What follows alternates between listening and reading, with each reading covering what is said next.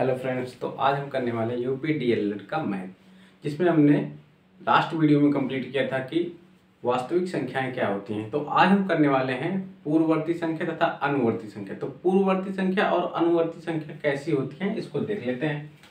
पूर्ववर्ती संख्या जैसे कोई भी प्राकृतिक संख्या हो तो उसके बाद की जो संख्या प्राप्त होती है, उसके जस्ट बाद की जो संख्या प्राप्त होती है उसे हम बोलते हैं अनुवर्ती संख्या। जैसे यहाँ पे कोई प्राकृतिक संख्या का लिख दिया, जैसे 13 लिख दिया जाता है, तो इसके बाद की जो संख्या प्राप्त होती है उसे हम बोलते हैं अनुवर्ती संख्या। इसे बोलते हैं अनुवर्ती संख्या, इसे बोलते हैं अनुवर्ती संख्या। और इसके जस्ट पहले की जो संख्या प्राप्त होती है उसे हम क्या बोलते हैं? पूर्ववर्ती संख्या। इसको हम उत्तरवर्ती भी संख्या बोलते हैं, इसको हम उत्तरवर्ती संख्या भी बोलते हैं। तो अनुवर्ती संख्या या उत्तरवर्ती संख्या जो होती है वो क्या होती है? किसी भी प्राकृतिक संख्या की जस्ट बाद वाली, किसी भी प्राकृतिक संख्या के बाद की जो संख्या होती है उसे हम बोलते हैं अनुवर्ती संख्या या उत्तरवर्ती संख्या।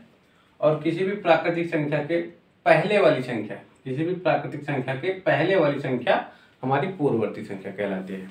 तो इसको हम लिख लेते हैं, इसको हम लिख लेते हैं।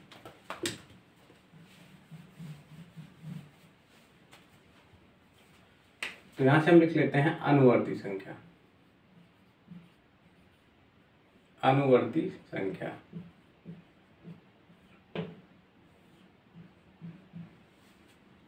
तो इसको हम लिख लेते हैं किसी भी प्राकृतिक संख्या के, किसी भी प्राकृतिक संख्या के, किसी भी प्राकृतिक संख्या के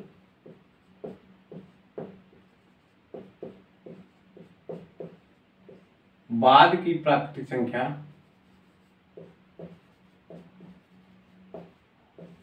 बाद की प्राकृतिक संख्या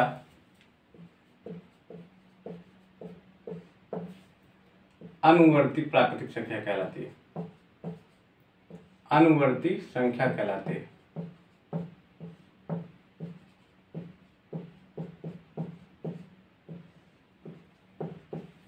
अनुवर्ती संख्या कहलाती है। जैसे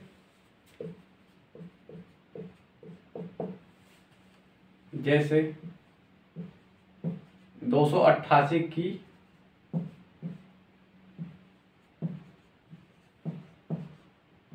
अनुवर्ती संख्या, 288 की अनुवर्ती संख्या क्या होगी? इसमें हम एक जोड़ देंगे तो हमें अनुवर्ती संख्या प्राप्त हो जाएगी। तो 288 + 1 कितना हो जाएगा? 289 ये होगी। तो जब भी हम अनुवर्ती संख्या प्राप्त करते हैं किसी भी प्राकृतिक संख्या को, तो उसमें हम एक जोड़ देते हैं। तो यहां से लिख लेते हैं, यहां से लिख लेते हैं, क्या लिखते हैं कि अनुवर्ती संख्या प्राप्त करने के लिए दी गई संख्या में एक जोड़ लेते हैं। या फिर इस तरह से लिख लेते हैं, अनुवर्ती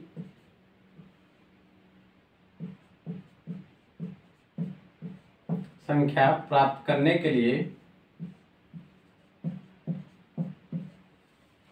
अनुवर्ती संख्या प्राप्त करने के लिए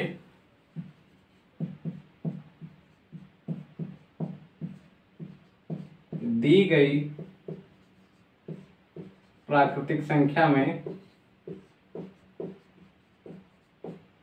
दी गई प्राकृतिक संख्या में एक जोड़ देते हैं, एक जोड़ देते हैं।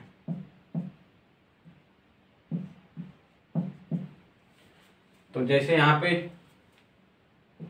2517 की अनुवर्ती संख्या, अनुवर्ती संख्या क्या होगी? इसमें हम क्या जोड़ देंगे? एक जोड़ देंगे तो 2517 + 1 तो कितना हो जाएगा? ये हो जाएगा 2518। ये चीज आपको क्लियर है?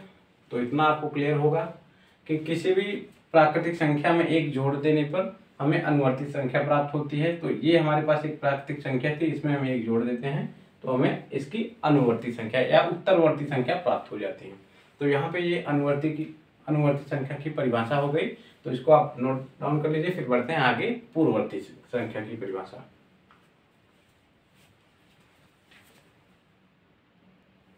तो यहाँ पे आप देख लेते हैं पूर्ववर्ती संख्या।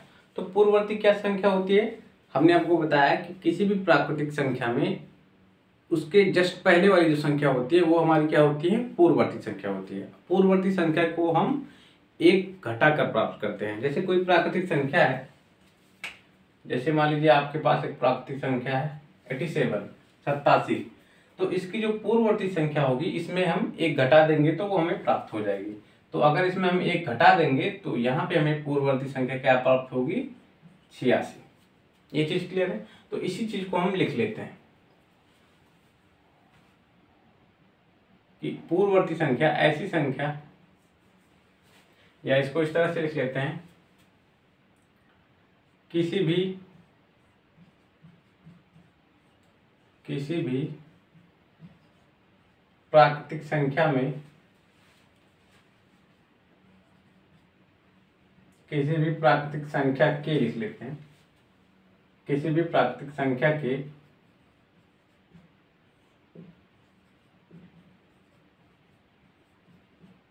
पहले की, किसी भी प्राकृतिक संख्या के पहले की संख्या उसकी पूर्ववर्ती संख्या कहलाती है। उस संख्या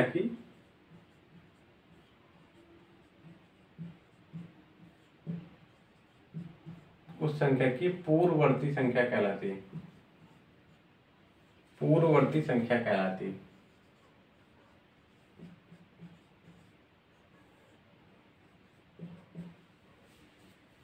तो ये चीज आपको क्लियर है? किसी भी प्राकृतिक संख्या के पहले की, जस्ट पहले की संख्या, जैसे यहाँ पे 87 हमारी क्या है? प्राकृतिक संख्या, नेचुरल नंबर है। तो 87 यहाँ पे हमारी क्या है? प्राकृतिक संख्या है।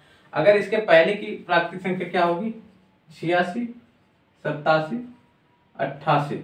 तो यहाँ पे 87 के पहले की जो प्राकृतिक संख्या होगी वो हमारी क्या होगी? इसकी पूर्ववर्ती संख्या होगी। अगर यहाँ पे 88 की पूर्ववर्ती संख्या की बात की जाए तो 87 होगी। अगर इसकी पूर्ववर्ती संख्या की बात की जाए तो इसके पहले की जो प्राकृतिक संख्या होगी वो होगी। तो ये चीज आपको क्लियर है? तो इसको हम निकालते कैसे हैं? इसको निकालते हैं पूर्ववर्ती प्राकृतिक संख्या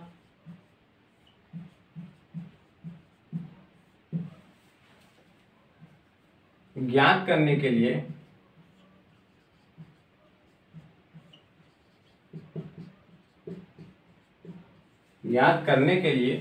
दी गई प्राकृतिक संख्या में से एक घटा देते हैं। दी गई प्राकृतिक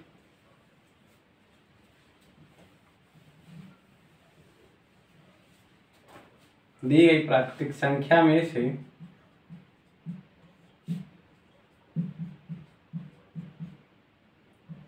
एक घटा देते हैं।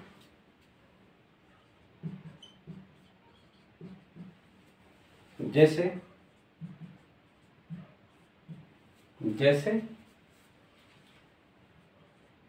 517। अब इसकी पूर्ववर्ती संख्या प्राप्त करनी है तो हम क्या करेंगे? इसमें से एक घटा देंगे। इसमें से हम क्या करेंगे? एक घटा देंगे। तो यहाँ पे 516, यहाँ पे जो 516 प्राप्त होगा ये हमारी इस संख्या की पूर्ववर्ती संख्या होगी। तो ये चीज आपको क्लियर है? यहाँ पे हमने आपको बताया पूर्ववर्ती संख्या क्या होती है और अनुवर्ती संख्या क्या होती है। ये दो चीजें छूट रही थी तो हमने आपको यहाँ पे कंप्लीट करवा दिया है। अब बढ़ते हैं हम संख्यांक की तरफ। संख्यांक क्या होता है, संख्यांक को लिखते कैसे हैं, इन चीजों को हम जानेंगे। तो इस वीडियो में हम इन्हीं चीजों के बारे में पढ़ने वाले हैं। तो ये चीज हमारी छूट रही थी कि अनुवर्ती संख्या और पूर्ववर्ती संख्या क्या होती हैं। तो इसको आप नोट डाउन कर लीजिए। फिर बढ़ते हैं आगे संख्यांक क्या होते हैं, न्यूमरल्स क्या होते हैं।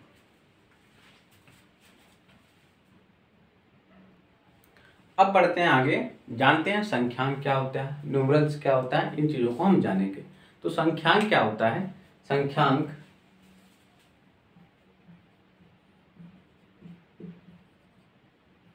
संख्यांक, न्यूमरल्स। तो संख्यांक हमारा होता है कि जो भी संख्या होती है उसको हम जिस संकेत से प्रदर्शित करते हैं, जैसे यहाँ पे आपको बोल दिया जाए कि 8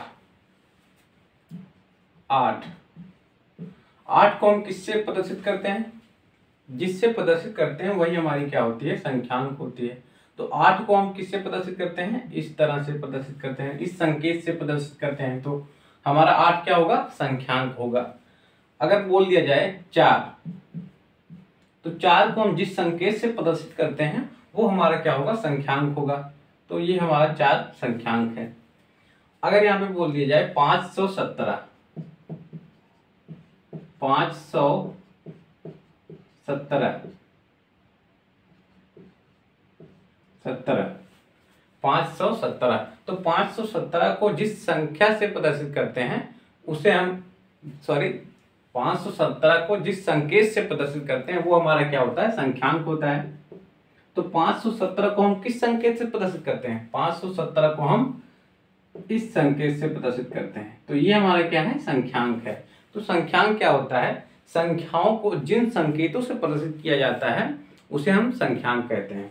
क्या, संख्याओं को जिन संकेतों से प्रदर्शित किया जाता है, संख्याओं को जिन संकेतों द्वारा प्रदर्शित किया जाता है, जिन संकेतों से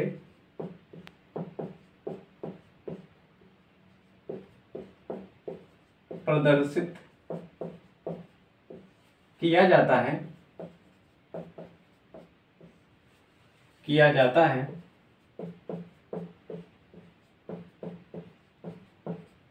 उसे संख्यांक कहते हैं।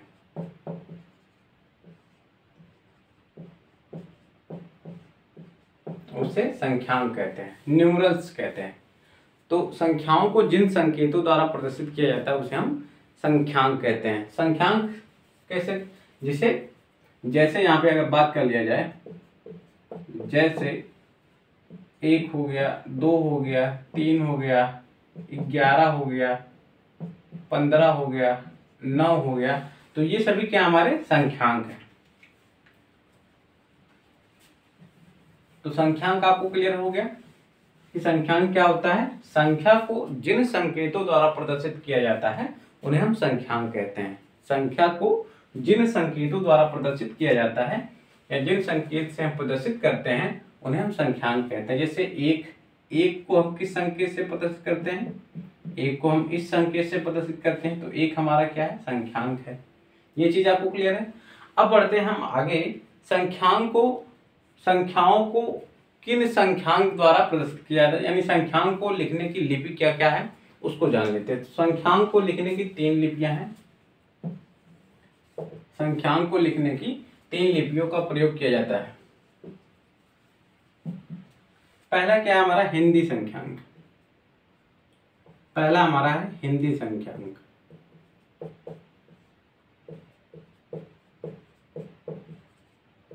हिंदी संख्यांक, इसको हम देवनागरी भी बोलते हैं, देवनागरी। दूसरा हमारा रोमन संख्यांक,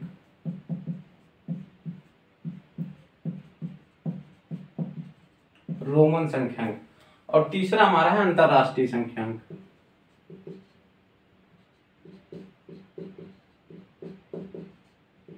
अंतरराष्ट्रीय संख्यांक। तो जो हिंदी संख्यांक होता है इसको लिखने के लिए हम देवनागरी लिपि का भी प्रयोग करते हैं। जो हिंदी संख्यांक होता है उसको लिखने के लिए हम देवनागरी लिपि का भी प्रयोग करते हैं। तो हिंदी संख्यांक को हम इस तरह से लिखते हैं, जैसे 1 2 3 4 5 6 7 8 9। तो इन 9 संख्याओं को मिलाकर और इसमें शून्य को भी मिलाकर, इन 9 संख्याओं और शून्य को मिलाकर हम अनंत संख्याएं बनाते हैं। हिंदी संख्यांक में देवनागरी लिपि का भी प्रयोग किया जाता है। इनमें कुल 9 संख्याएं होती हैं। 9 संख्याओं और शून्य को मिलाकर हम इसमें अनंत संख्याएं बनाते हैं। हिंदी संख्यांक में हिंदी संख्यांक में देवनागरी लिपि का भी प्रयोग किया जाता है। इसमें कुल 9 संख्याएं होती हैं जो आपको मैंने यहाँ पे लिख दिया है, और इन 9 संख्याओं और शून्य का प्रयोग करके हम अनंत संख्याएं बनाते हैं। तो ये हो गया हमारा हिंदी संख्यांक। अब बात कर लेते हैं रोमन संख्यांक।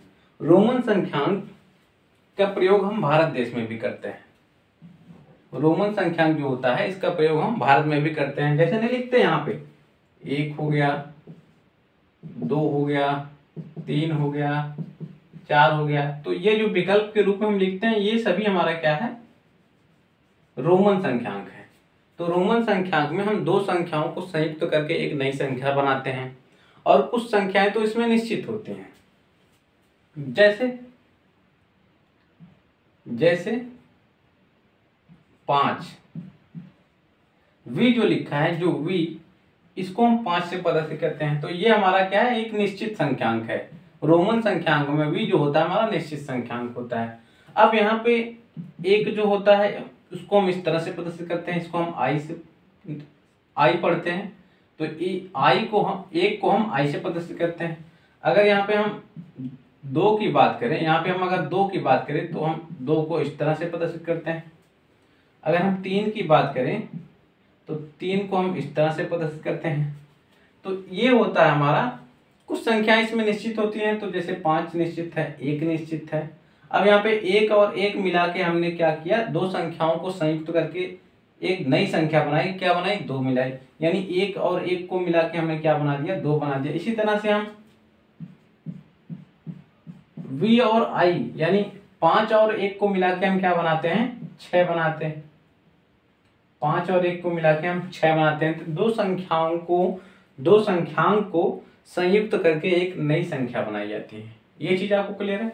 और अंतरराष्ट्रीय लिपि जो हम लोग लिखते हैं यहाँ पे 1, 2, 3, तो संख्याओं और मूल्यों को लिखने के लिए हम अंतरराष्ट्रीय लिपि का प्रयोग करते हैं। तो इसको हम बारी बारी से आपको डेफिनेशन इसकी लिखवाएंगे ताकि आपकी नोट्स प्रिपेयर होती रहे। तो इसको आप यहाँ पे इतना नोट डाउन कर लीजिए, फिर इसको रफली आप समझने के लिए नोट डाउन कर सकते हैं। फिर हम यहाँ पे आपको देवनागरी संख्यांक या हिंदी संख्यांक की परिभाषा लिखवाएंगे, फिर इसकी लिखवाएंगे, फिर इसकी लिखवाएंगे। तो इसको आप नोट डाउन कर लीजिए, फिर बढ़ते हैं आगे।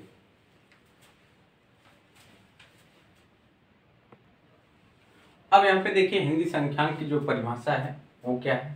हिंदी संख्यांक जिसे देवनागरी लिपि का प्रयोग किया जाता है, ये हमने आपको बता दिया है। ये 9 अंकों का होता है, ये भी बताया है। इन्हीं 9 अंकों तथा शून्य का प्रयोग करके हम अनंत संख्याएं बनाते हैं। इन्हीं 9 अंकों तथा शून्य का प्रयोग करके हम अनंत संख्याएं बनाते हैं, और वो 9 अंक ये हैं।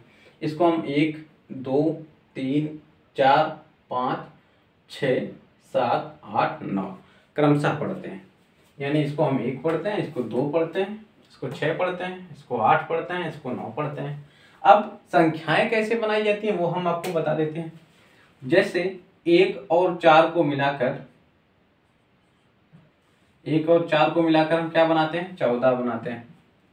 इसी तरह से 3 और 6 को मिलाकर हम 36 बनाते हैं। सॉरी मैंने गलत लिख दिया, इसमें 6 होगा इस तरह से, इस तरह से, ये हो गया 36।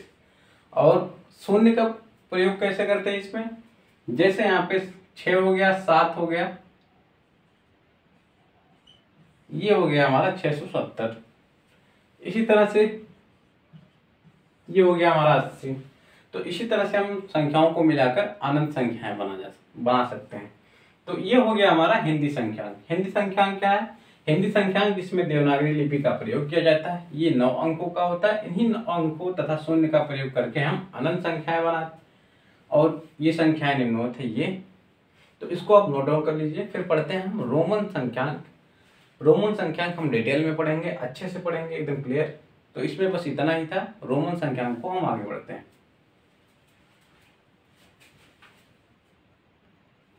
अब देखिए हम रोमन संख्यांक के बारे में जान लेते हैं। रोमन संख्यांक को हम लिखते कैसे हैं उसको हम आज जानेंगे। तो रोमन संख्यांक क्या होता है, तो इसके बारे में थोड़ा सा लिख लेते हैं।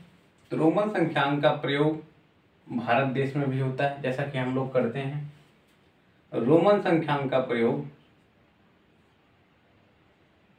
रोमन संख्यांक का प्रयोग रोमन संख्यांक का प्रयोग भारत देश में होता है।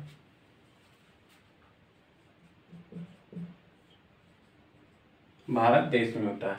इसमें दो या दो से अधिक संख्याओं को संयुक्त करके नई संख्या बनाई जाती है, या फिर लिख सकते हैं इसमें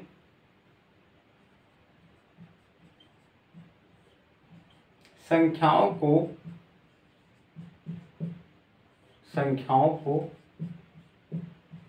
संयुक्त करके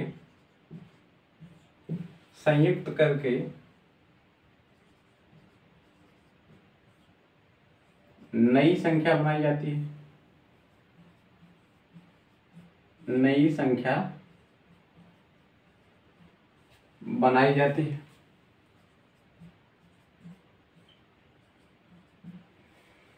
और इसमें कुछ संख्याएं सुनिश्चित होती हैं, निश्चित होती हैं, तथा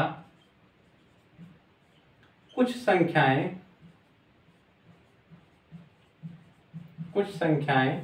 निश्चित होती हैं।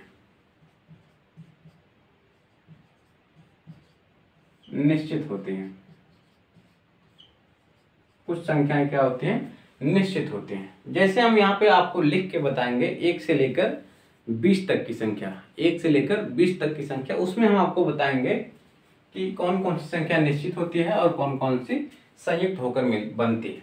तो यहाँ पे 1 को हम इस तरह से लिखते हैं, 2 को हम इस तरह से लिखते हैं, 3 को हम इस तरह से लिखते हैं और 4 को हम इस तरह से लिखते हैं। तो यहाँ पे ये हमारा क्या है? ये हमारा है 1, ये हमारा है 2, ये हमारा है 3 और 4। तो 1 को हम इस तरह से लिखते हैं, 2 को हम इस तरह से लिखते हैं, 3 को हम इस तरह से लिखते हैं और 4 को हम इस तरह से लिखते हैं। तो ये हमारा क्या है? 4 है। ये चीज़ क्लियर है आपको? अब यहाँ पे अगर आपको दिखाई दे रहा हो तो यहाँ पे हम 5 को भी बना देते हैं। तो 5 को हम V से लिखते हैं, 5 को हम V से भी लिखते हैं। अब यहाँ पे अगर बात कर लेते हैं तो 6 को यहाँ पे लिख लेते हैं। 6 को हम इस तरह से प्रदर्शित करते हैं। अब यहाँ पे देखिए 1 और 5 को मिलाकर हमने क्या बनाया? 1 और 5 के संयुक्त रूप को हम 6 पढ़ते हैं। ये चीज क्लियर है? अब यहाँ पे 2 और 5 को मिलाकर हमने क्या बनाया? 7 बनाया। 3 और 5 को मिलाकर हमने क्या बनाया? 3 और 5 को मिलाकर हमने 8 बनाया। अब 9 की बात कर लेते हैं। तो यहाँ पे कुछ संख्याएं क्या होती हैं? सुनिश्चित होती हैं। कुछ संख्याएं क्या होती हैं? सुनिश्चित होती हैं। तो यहाँ पे सबसे पहले सुनिश्चित संख्या क्या है? यहाँ पे 5 है, फिर 10 है, फिर 50 है, 50 को हम L से प्रदर्शित करते हैं, फिर 100 है, 100 को हम C से प्रदर्शित करते हैं, फिर D है, D को हम 500 से प्रदर्शित करते हैं, फिर M है, M को हम 1000 से प्रदर्शित करते हैं। ये चीजें आपको क्लियर है? V को हम 5 से, X को हम 10 से, L को हम 50 से, C को हम 100 से और D को हम 500 से, M को हम 1000 से प्रदर्शित करते हैं। ये चीजें आपको क्लियर है? तो यहाँ पे X और 1 को मिलाकर हम क्या बनाते हैं? 9 बनाते हैं। तो इस तरह से हम कुछ बनाते हैं। ये हमारा क्या है? 9 है। ये चीजें आपको क्लियर है? ये हमारा क्या है? 9। और 10 को हम किससे प्रदर्शित करते हैं? 10 को हम 10 से प्रदर्शित करते हैं, X से प्रदर्शित करते हैं। ये चीजें आपको क्लियर है? अब इसी तरह से अगर हमको 11 लिखना हुआ तब 11 को हम इस तरह से प्रदर्शित करते हैं। ये हमारा 11 है। अब 12 लिखना हुआ तब 10 और 2 को मिलाकर हम क्या बनाते हैं? 10 और 2 को मिलाकर हम बनाते हैं 12। इसी तरह से अगर 13 लिखना हुआ तब तो 10 और 3 को मिलाकर हम 13 बनाते हैं। ये चीजें आपको क्लियर है। अब अगर हमें 14 लिखना हुआ तब कैसे लिखेंगे, तो यहाँ पे x और 4 को मिलाकर, x और 4 को मिलाकर हम क्या बनाते हैं, 14 बनाते हैं। तो ये हमारा हो गया 14। अब अगर 15 लिखना हुआ तब, तो x और 5 यानी 10 और 5 कितना हो जाए, ये हमारा 5 है और ये हमारा 10 है। तो यहाँ से 10, यहाँ से सॉरी 10 और 5 कितना हो जाएगा, 15 हो जाएगा। तो यहाँ पे हो गया हमारा 15। इसी तरह से हम लिखते हैं। इतनी चीजें आपको क्लियर है। हम 5 को, ये हमने संयुक्त संख्याएं बनाई है, यहाँ पे जो सुनिश्चित संख्याएं हमने आपको लिख दिया है। तो सुनिश्चित संख्याओं में ये भी आता है, एक भी आता है। एक को हम इस तरह से प्रदर्शित करते हैं। एक क्या हमारी सुनिश्चित है, इसको हम इससे प्रदर्शित करते हैं। अगर एक को हम दो बार लिख देते हैं तो 2 बन जाता है, 3 बार लिखते हैं तो 3 बन जाता है, जैसे यहाँ पे। तो ये होता है हमारा रोमन संख्यांक। अब अगर आपको 16 लिखना होगा तो 16 आपका इस तरह से होगा। 10 और 6, 6 कहाँ पे हमारा, यहाँ पे है, तो ये हमारा हो जाता है 16। इसी तरह से 17, 18, 19, 20 भी लिख। अब 20 को 19 तक तो आप लिख लेंगे, मुझे पता है, मेरे पास स्पेस नहीं है, मैं लिख देता। तो जो 20 होता है वो 10, 10 इसी तरह से लिखते हैं। अभी मैं आपको बताऊंगा संख्याओं को लिखते कैसे हैं। तो ये चीजें आपको क्लियर है। अभी तो मैं जस्ट आपको यहाँ पे डेमो दे रहा था कि संख्याओं को कौन कौन सी संख्याएं हैं। तो यहाँ पे v को हम 5 से प्रदर्शित करते हैं, 10 को, x को हम 10 से प्रदर्शित करते हैं, l को हम 50 से, c को 100 से, d को 500 से, m को 1000 से, i को 1 से। ये चीजें आपको क्लियर हैं। तो इनको आप लिख लीजिए अपनी नोट्स में। फिर बढ़ते हैं इससे रिलेटेड कुछ तथ्य हैं, तो इनको आप नोट डाउन कर लीजिए। फिर बढ़ते हैं आगे। अब यहाँ पे देखिए, आगे बढ़ते हैं। यहाँ पे हम आगे बढ़ते हैं तो यहाँ पे जो संख्यांक होता है रोमन संख्यांक। तो जो रोमन संख्यांक होता है उसकी कितनी बार पुनरावृत्ति हो सकती है। जैसे यहाँ पे हमने लिखा i मतलब 1, फिर लिखा 2, फिर लिखा 3, तो ये हमारा क्या है, संख्यांक। तो 1 की कितनी बार यहाँ पे पुनरावृत्ति हुई, 1, 2, यहाँ पे 1 की पुनरावृत्ति कितनी बार हुई, 2 बार, तो ये हमारा हो गया 2। फिर यहाँ पे कितनी बार पुनरावृत्ति हुई, यहाँ पे 3 बार पुनरावृत्ति हुई, तो ये हमारा हो गया 3। तो यहाँ पे अगर ऐसी बात की जाए तो यहाँ पे ये हमारा कितना है, 6। तो यहाँ पे जो 1 है उससे कितनी बार पुनरावृत्ति हुई, 1 बार। यहाँ पे अगर बात की जाए तो यहाँ पे 1 की पुनरावृत्ति 2 बार हुई, तो ये हमारा है 7।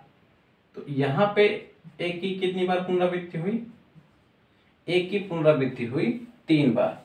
तो कोई भी संख्यांक है, कोई भी रोमन संख्यांक है, उसकी अधिकतम केवल और केवल 3 बार पुनरावृत्ति होती है।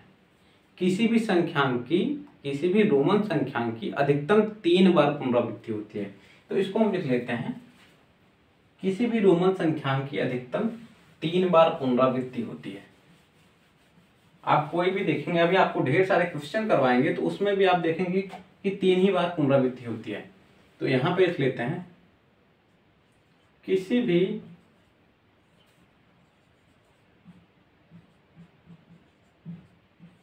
रोमन संख्यांक की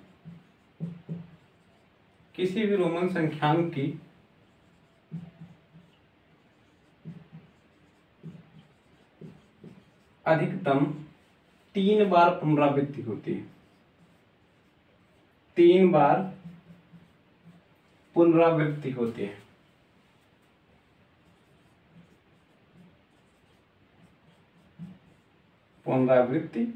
होती है। किसी भी रोमन संख्यांक की अधिकतम 3 बार पुनरावृत्ति होती है।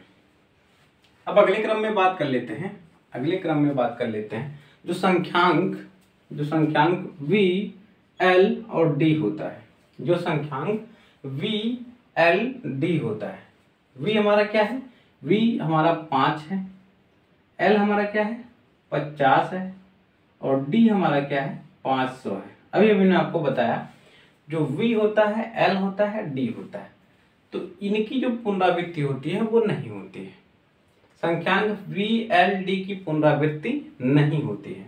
तो इसको आप याद कैसे रखेंगे कि V हमारा क्या है, 5 है, तो V की पुनरावृत्ति नहीं होती है। तो 5 5 जहां पे आपको दिखाई दे वहां उस संख्यांक की पुनरावृत्ति नहीं होती है। तो संख्यांक VLD की पुनरावृत्ति नहीं होती है। तो इसको हम लिख लेते हैं।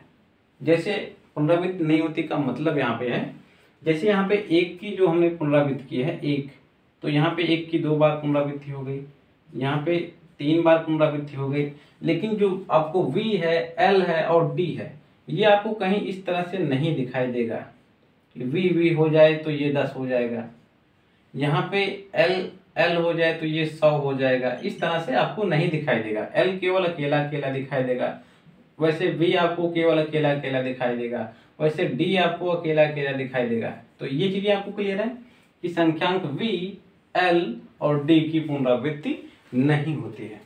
तो इसको हम लिख लेते हैं, संख्यांक VLD की पुनरावृत्ति नहीं होती है। ये आपकी परीक्षा में पूछा भी गया था कि कौन कौन सी संख्यांक है जिनकी पुनरावृत्ति नहीं होती है। तो संख्यांक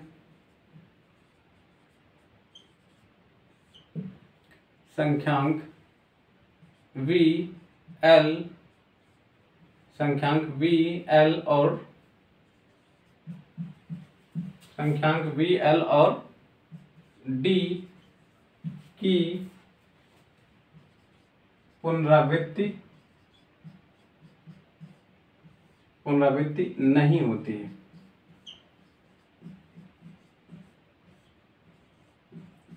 संख्यांक V, L और D की पुनरावृत्ति नहीं होती है। तो ये आपको क्लियर है। अब इसी क्रम में अगर बात कर लेते हैं आगे, तो कोई भी संख्यांक हो, कोई भी छोटा संख्यांक हो किसी बड़े संख्यांक के अगर दाएं साइड लग जाता है तो उसका मान क्या होता है, बढ़ जाता है। कोई भी संख्यांक हो, जैसे यहाँ पे अगर 5 की बात की जाए, कोई भी संख्यांक हो अगर इससे छोटा संख्यांक इसके अगर बाईं तरफ लग जाता है, जैसे मान लीजिए 1 है, तो इस संख्यांक में इसका मान जुड़ जाता है। ये चीज आपको दिखाई दे रहा है कि 5 में अगर यहाँ पे जैसे 5 है, V और I अगर V के दाहिनी तरफ लगेगा तो V के मान में I का मान जुड़ जाएगा, तो इसका मान कितना हो जाएगा, 6 हो जाएगा। ये चीज आपको क्लियर है। अगर I का मान V के बाईं तरफ लग जाएगा तो इसका मान क्या हो जाएगा, 4 हो जाएगा। अभी आपने देखा भी होगा 4 को हम इस तरह से लिखते हैं। तो जब भी हम I को यानी छोटे रोमन संख्यांक को किसी बड़े रोमन संख्यांक के बाईं तरफ लिखते हैं तो बड़े रोमन संख्यांक में से छोटा रोमन संख्यांक घट जाता है। बात समझ में आई आपको कि बड़े संख्यांक और छोटे संख्यांक को जब एक साथ लिखते हैं, एक साथ मतलब बाएं या दाएं तरफ, जब भी बाएं तरफ आएगा तो बड़े संख्यांक में से छोटा संख्यांक घट जाएगा, और जब भी दाईं तरफ जाएगा तो बड़े संख्यांक में छोटा संख्यांक जुड़ जाएगा। जैसे यहाँ पे अगर x की बात की जाए, x हमारा क्या है, 10 है। अगर इसमें इस तरफ i लगा दिया जाए तो इसका मान कितना हो जाएगा, i का मान कितना होता है 1, और 10 का मान कितना होता है, x का मान कितना होता है 10 होता है, x का मान कितना होता है 10 होता है और i का मान 1 होता है। तो 10 और 1 कितना हो जाएगा, 11 हो जाएगा। क्यों? क्योंकि i जो हमने लगाया वो x की दाहिनी तरफ लगाया है। जो i लगाया यहाँ पे x की दाहिनी तरफ लगाया है, तो i का जो मान होगा वो x के मान में जुड़कर, दोनों का मान जो जुड़कर वो 11 हो जाएगा। ये चीज आपको क्लियर है। लेकिन अगर i अगर x के बाईं तरफ लग जाता है तो ये छोटा संख्यांक है, ये बड़ा संख्यांक है, तो छोटे संख्यांक जो होता है वो घट जाता है। जो बड़ा संख्यांक होता है, जो बड़ा संख्यांक 10 होता है, उसमें से छोटा संख्यांक को हम घटा देते हैं। तो यहाँ से x क्या है हमारा 10 है, और i क्या हमारा 1 है, तो 1 हमारा 10 में से घट जाएगा तो आएगा 9। ये होता है। तो ये चीजें आपको क्लियर है कि इसी तरह से अगर हम बात कर लेते हैं इसी तरह से अगर हम बात कर लेते हैं,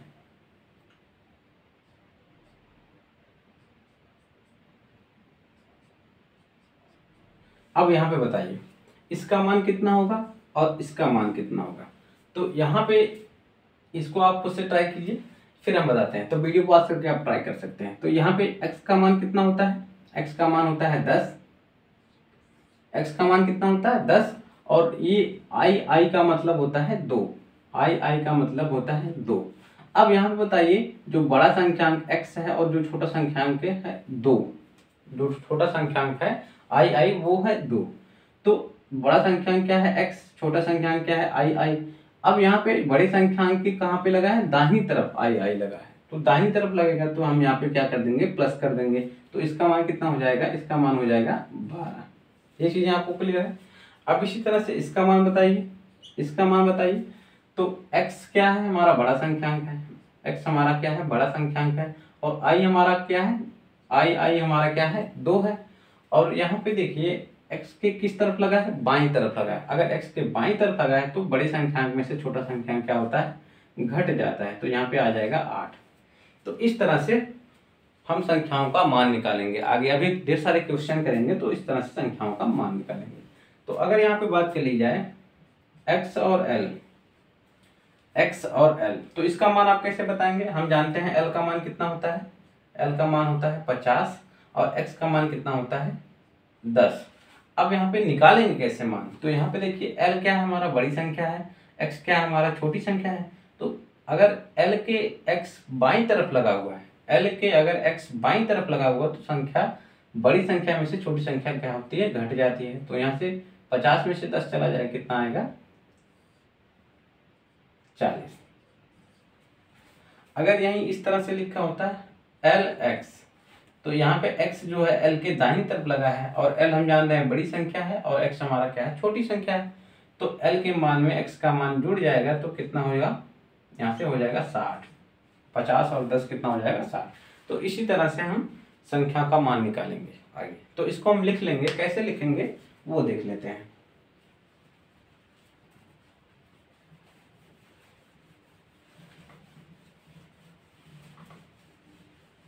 एक्चुअली मिटाने में ज़्यादा टाइम लग जाता है, इसीलिए हम थोड़ा सा वीडियो पॉज कर लेते हैं, इसके बाद मिटा देते हैं।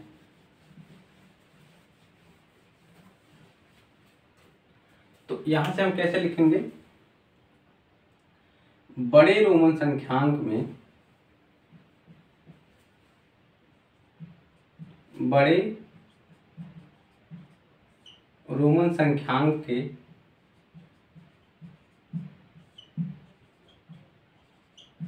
बड़े रोमन संख्यांक के बाईं तरफ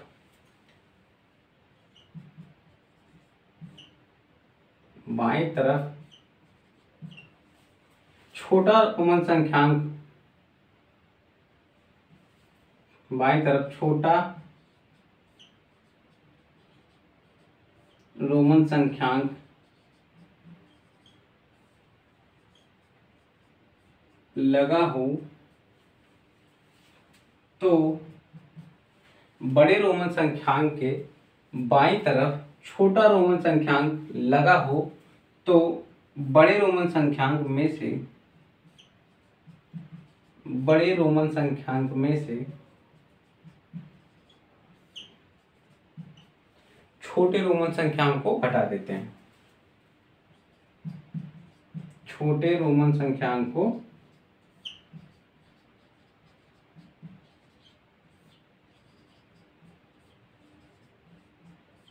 घटा देते हैं, घटा देते हैं। तो यहाँ पे आपको दिखाई दे रहा है कि नहीं दिख, हाँ यहाँ पे आपको दिखाई दे रहा है। तो बड़े रोमन संख्यांक के बाईं तरफ छोटा रोमन संख्यांक लगा हो तो बड़े रोमन संख्यांक में से छोटे रोमन संख्यांक को घटा देते हैं। तो जैसे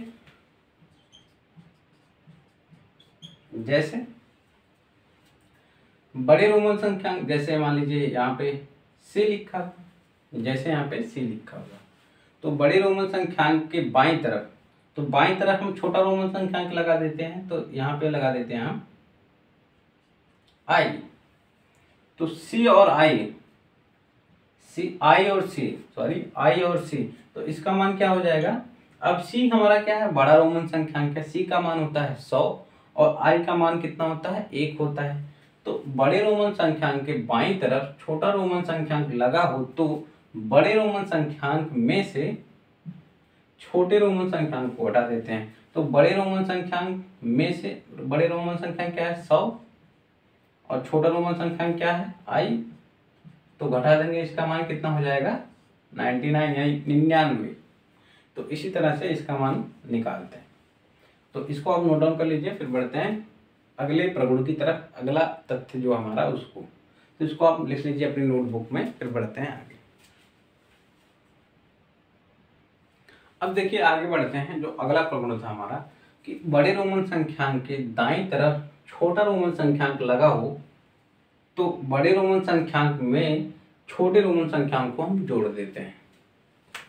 अभी तक हमने बात की अगर बाईं तरफ लगा हो तो बड़े रोमन संख्यांक में से छोटे रोमन संख्यांक को घटा देते हैं, लेकिन अब हम बात करेंगे कि बड़े रोमन संख्यांक के अगर दाईं तरफ छोटा रोमन संख्यांक लगा हो तो बड़े रोमन संख्यांक में हम छोटे रोमन संख्यांक को जोड़ देते हैं। जैसे यहाँ पे सी आई, तो सी हमारा क्या है, बड़ा रोमन संख्यांक है, इसका मान कितना होता है, सी का मान होता है 100 और आई का मान होता है 1। तो सी के दाहिनी तरफ आई का मान लगा है, सी के दाहिनी तरफ आई का मान लगा है, तो सी में आई का मान जुड़ जाएगा। तो यहाँ से 100 और 1 कितना हो जाएगा, 101 हो जाएगा। तो ये हमारा अगला प्रगुण था। अब इसी तरह से हम बात कर लेते हैं, तो इसको आप लिख लीजिए, फिर बढ़ते हैं अगले प्रगुण की तरफ। थोड़ा एक सीक्वेंस से होगा तो ज़्यादा अच्छा रहेगा।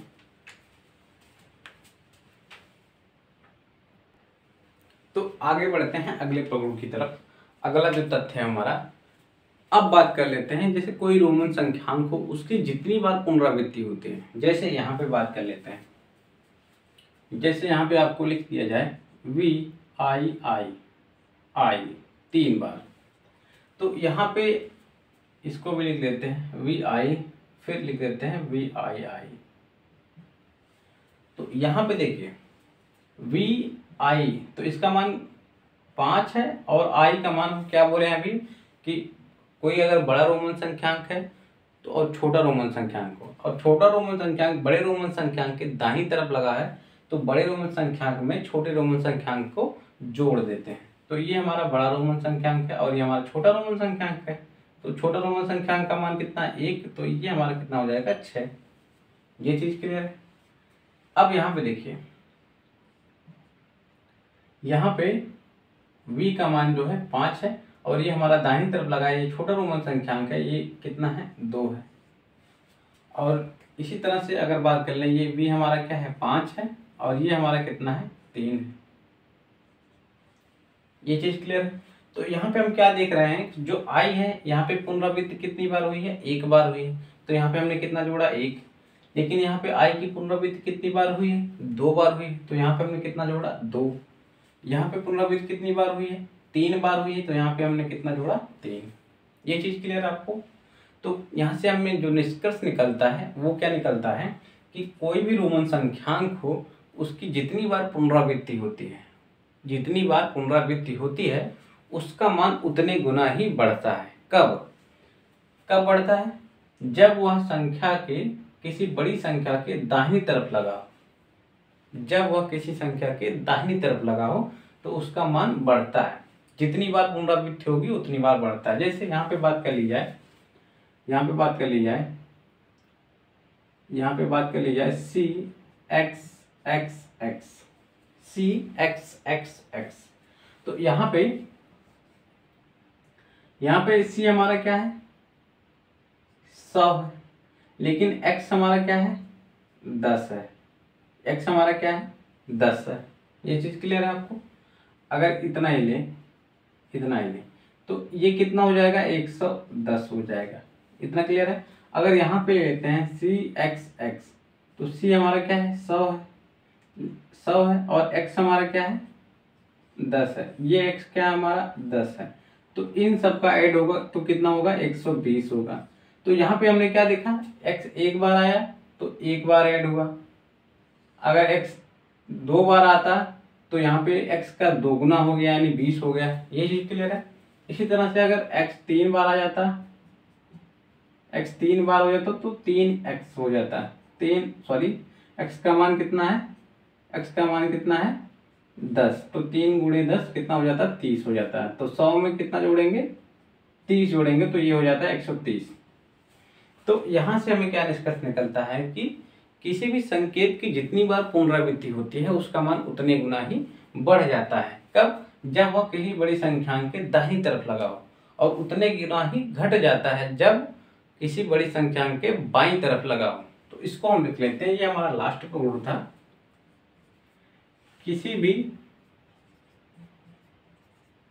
किसी संख्यांक की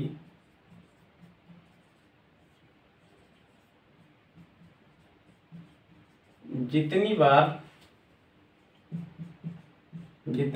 पुनरावृत्ति होती है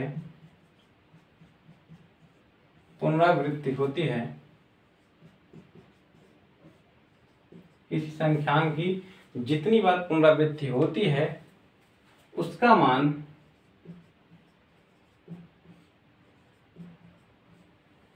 उतने गुना ही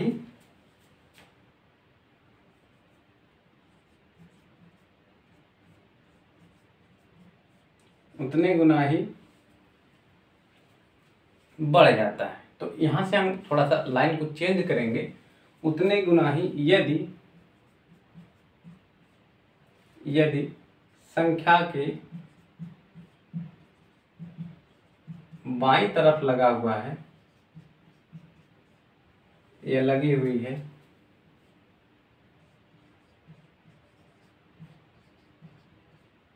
तो घट जाता है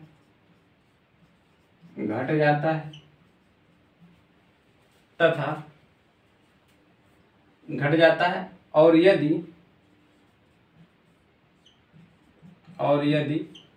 दाईं तरफ लगी हुई है तो उतने गुना ही बढ़ जाता है, तो मान बढ़ जाता है। ये चीज आपको क्लियर है। तो ये थे कुछ रोमन संख्यांक से संबंधित तथ्य। तो इन तथ्यों को अगर आप समझ गए होंगे तो अच्छा है, आपसे सारे के सारे क्वेश्चन बन जाएंगे। अगर नहीं समझ में आए हैं कुछ तो वो क्वेश्चन करने के साथ साथ आपको क्लियर हो जाएंगे या याद हो जाएंगे। घबराने की कोई बात नहीं है, क्वेश्चन करवाएंगे तो वो अच्छे से क्लियर हो जाएगा। तो यहाँ पे कुछ उदाहरण लिख लेते हैं, जैसे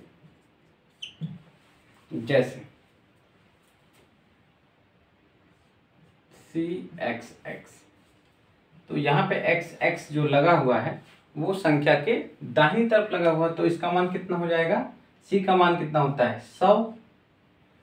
इसको अगर हम इस तरह से तोड़ के लिखें तो ये होता है 100, ये होता है हमारा 10 और ये होता है हमारा 10। तो इन सबको ऐड करेंगे कब, जब ये किसी बड़ी संख्या के दाहिनी तरफ लगे होंगे, तो इन सब का मान कितना हो जाएगा 120। ये चीज क्लियर है।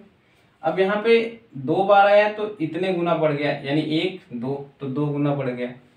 अब इसी तरह से अगर यहाँ पे लिख लेते हैं CXX, तो यहाँ पे देखिए C का मान कितना है 100 और X का मान कितना है 10 और इस X का मान कितना है 10। अब चूंकि ये दोनों X क्या है, बड़ी संख्या के बाईं तरफ लगे हुए हैं, तो ये दोनों आपस में क्या होंगे, घट जाएंगे। तो यहाँ पे 100 -10 कितना हो जाएगा -20। तो यहाँ से 100 में से 20 जाएगा तो बचेगा 80। तो इसका मान कितना हो गया 80। तो ये वीडियो काफ़ी लंबी बड़ी हो गई है। तो मिलते हैं नेक्स्ट वीडियो में। अगर वीडियो पसंद आई हो तो लाइक कीजिएगा, शेयर कीजिएगा, सब्सक्राइब कीजिएगा। मिलते हैं नेक्स्ट वीडियो में, उसमें हम आपको करवाएंगे क्वेश्चन, ढेर सारे क्वेश्चन रोमन संख्यांक से रिलेटेड। इसके बाद हम करवाएंगे अंतरराष्ट्रीय संख्यांक, फिर हम बढ़ेंगे नेक्स्ट चैप्टर की तरफ। तो थैंक यू, मिलते हैं नेक्स्ट वीडियो में।